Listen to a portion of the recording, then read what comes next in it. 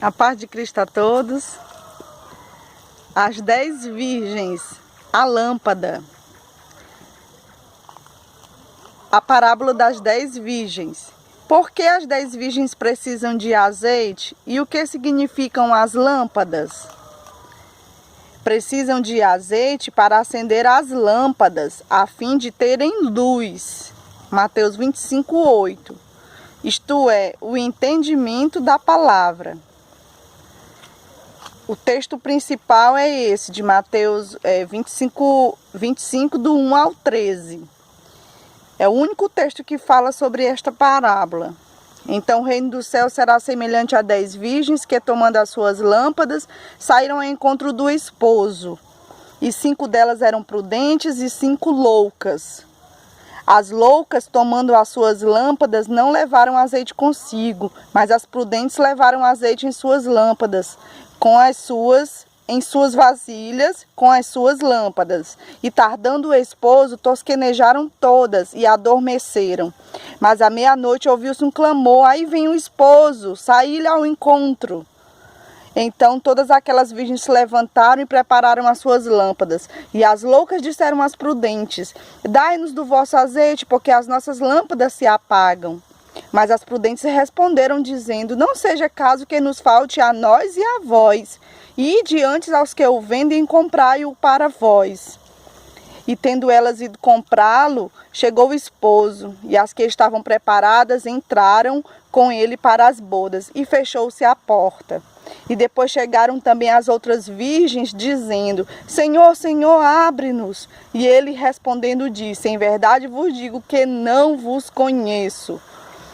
Vigiai, pois, porque não sabeis o dia nem a hora em que o Filho do Homem há de vir. Observe os detalhes. O detalhe 1. O azeite aqui não era apenas para ungir, mas também para acender as lâmpadas, para terem luz. Lâmpada para os meus pés é a tua palavra, e luz para o meu caminho. Salmo 119, 105. A entrada das tuas palavras dá luz, dá entendimento aos simples. Salmo 119, 130. Tendo iluminados os olhos do vosso entendimento, para que saibais qual seja a esperança da sua vocação e quais as riquezas da glória da sua herança nos santos. Efésios 1, 18. E temos muito firme a palavra dos profetas, a qual bem sabeis em estar atentos, como a uma luz que alumia em lugar escuro, até que o dia amanheça e a estrela da alva apareça em vossos corações. 2 Pedro 1,19. O detalhe 2 aqui: as virgens que desprezaram a luz das Escrituras não estarão preparadas e não poderão interpretar e crer nos sinais dos tempos. Assim estarão despercebidas e imprudentes quando o Senhor vier.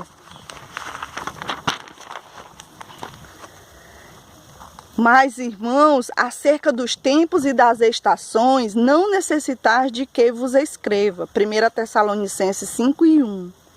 Como assim? Porque o apóstolo Paulo afirma: não necessitais de que vos escreva? Porque eles já sabiam tudo o que precisavam acerca dos tempos e das estações, que são os sinais da vinda, né? Pois o próprio Senhor Jesus deixou tudo muito claro em Mateus 24, respondendo aos questionamentos de seus discípulos. Do mesmo modo que em João 14, do 1 ao 3, os discípulos representam a igreja. Outro texto aqui, 1 Tessalonicenses 5, do 5 ao 10. Porque todos vós sois filhos da luz e filhos do dia. Nós não somos da noite nem das trevas. Não durmamos, pois, como os demais, mas vigiemos e sejamos sóbrios. Porque os que dormem, dormem de noite, e os que se embebedam, embebedam-se de noite. Mas nós que somos do dia, sejamos sóbrios, vestindo-nos da couraça da fé e do amor, e tendo por capacete a esperança da salvação.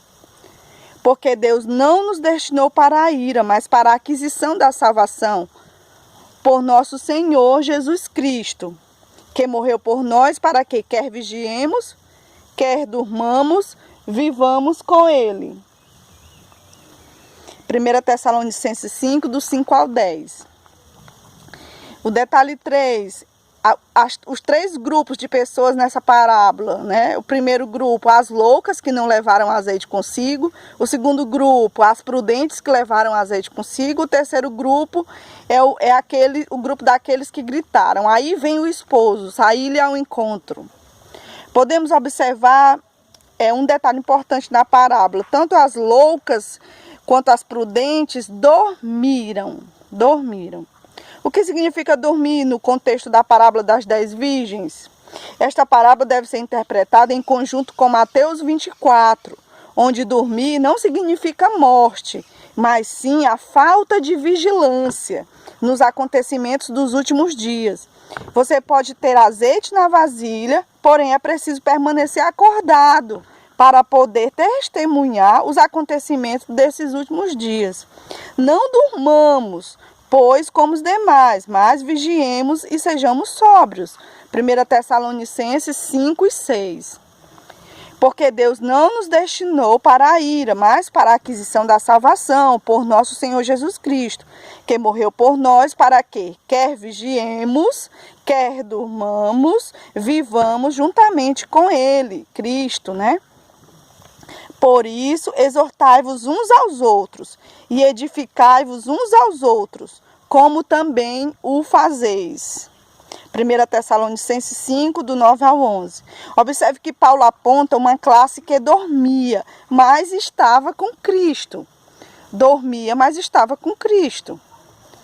Mas foi achado dormindo no contexto da parábola das 10 virgens, que seriam as prudentes. O texto de 1 Tessalonicenses 5 tem ligação com a parábola das 10 virgens em Mateus 25, do 1 ao 13. A ênfase no texto dormir significa a falta de vigilância nos acontecimentos dos últimos dias. Então, todas aquelas virgens se levantaram e prepararam as suas lâmpadas. Mateus 25, 6 e 7. Todas as virgens se levantaram e entenderam que o noivo estava a caminho. Entretanto, elas precisariam entender os tempos proféticos dos últimos dias.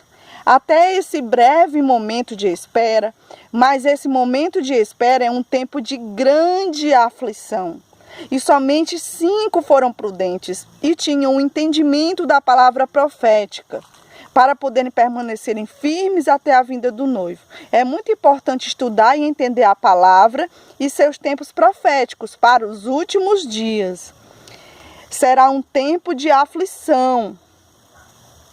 Será um tempo de aflição o qual nunca houve na terra. E o entendimento da palavra de Deus nos trará segurança e refrigério. Mateus 24, 21 e 22, porque haverá então grande aflição, como nunca houve desde o princípio do mundo até agora, nem tampouco há de haver. E se aqueles dias não fossem abreviados, nenhuma carne se salvaria.